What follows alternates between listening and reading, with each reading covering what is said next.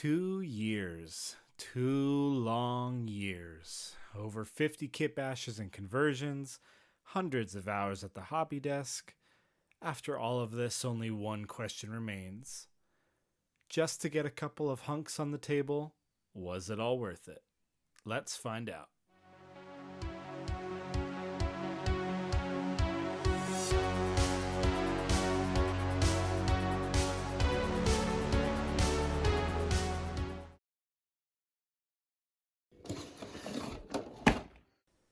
Sometimes, life sends strange opportunities your way, even though you weren't exactly looking for them.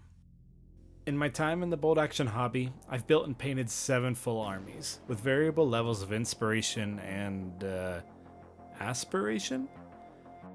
I found my niche as a hobbyist to be creating unique miniatures and armies, but in every case thus far, that has been a partial goal. Maybe a few converted miniatures here, a Japanese army entirely in metal over there. Even a project like my 1945 Viet Minh only involved maybe 15 or 20 conversions. Somewhere, somehow, I was made privy to the fact that the US Army had a much larger contribution than the US Marine Corps did in the Pacific Theater, at least in terms of manpower. However, we hear very little about the Army's participation in the war against Japan in popular media. Anyways, this made me think about the availability of US Army miniatures made specifically for the Pacific Theater. Outside of some early war US troops for the Philippines, it is zero.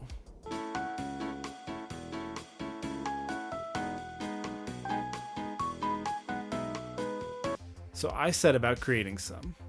I put together a few kitbashes using US Army bodies and US Marine arms, a little bit of green stuff, and I made a video out of it.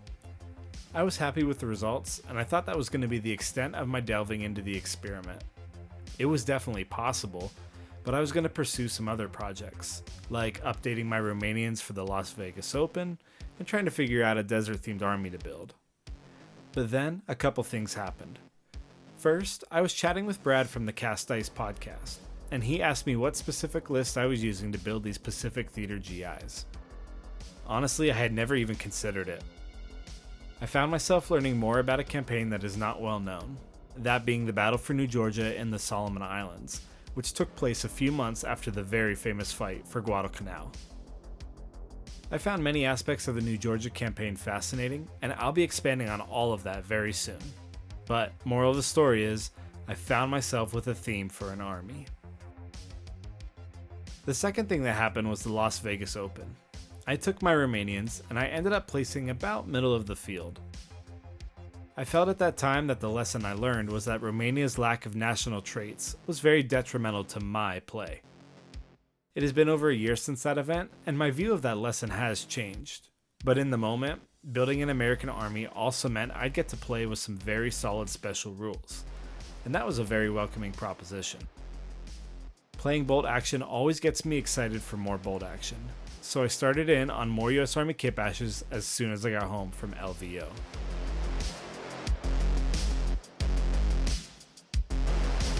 There are 2 distinct chapters in the history of this project. The first was the experimental phase, where I was seeing if the conversions required to adequately model US Army infantry in the Pacific would even be possible. As I mentioned before, this whole project started as a video idea just to test the concept. But once I had a proven method, I continued to make tweaks, including combining Zulu torsos with army bodies to make some shirtless hunks, and dipping more into my bits box. Somewhere along the line, after I decided that I was, in fact, going to be building an entire army out of this concept, Phase 2 started. Starting with my platoon lieutenant and his assistant, every miniature became a character. Sometimes the miniatures I created were based on photographs, while others were their own character. I began sculpting open jackets, building weapons teams, and painting eyes.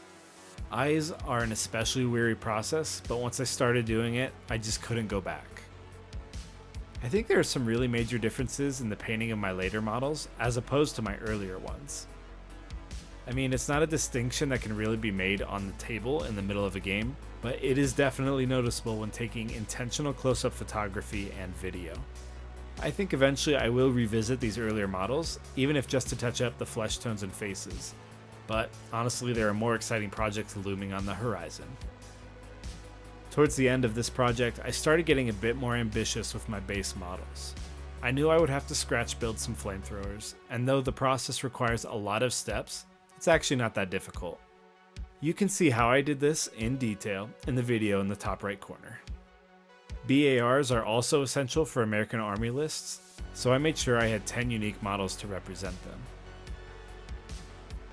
I found that the British 8th Army sprue was great for models with torn trousers, while the regular British infantry kit made a good starting point for soldiers in HBT camo. This camouflage was short-lived in Army usage, but it was tested thoroughly on New Georgia.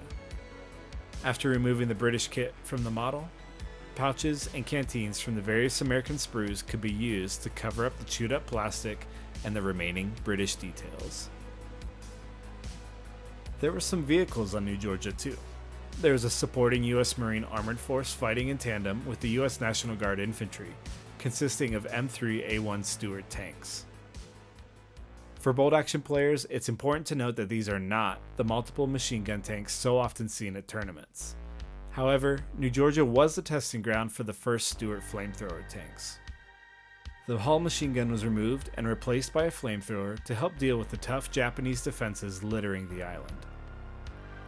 I was particularly inspired by this incredible photo showing 3 Marine tanks on the move. I noticed the mudguards had been removed, so I did the same on all 3 of my tanks, using a clipper and a hobby knife. The crew also came from the Warlord M5 Stuart kit, as they are much closer in heroic scaleness to the infantry. The insane jungle terrain made transporting by vehicle very difficult. However, there are some photos of trucks being used, so I made sure to have at least one Dodge WC-52 truck in my army. I am spiritually unable to field open-top transports without the passengers modeled, so I converted some plastic Marines into seated poses. I also magnetized them, so it's easy to identify whether or not the truck has passengers on board in the middle of a game. I really wanted to do something different in the artillery slot, and this manifested in the form of a twin light autocannon. This would be a Marine crew and would have been deployed to protect beachheads, depots, and artillery formations from the constant threat of Japanese aircraft. Anyways, this is a dually cat gun with more converted Marine crew. The 2 seated guys were a major hassle, but I had the goal to make every model a conversion, and the crew that are supplied with the gun are just a little bit wonky. I have rarely heard of autocannons being used in US lists, so I think this will be a fun and fresh addition to my army. So, was all this work worth it? I'll let you decide.